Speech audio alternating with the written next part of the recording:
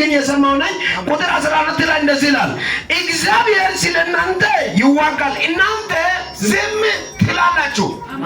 እግዚአብሔር ስለናንተ ይዋጋል ዝም ትላላችሁ ይልና ምዕራፍ 15 ቁጥር 3 ላይ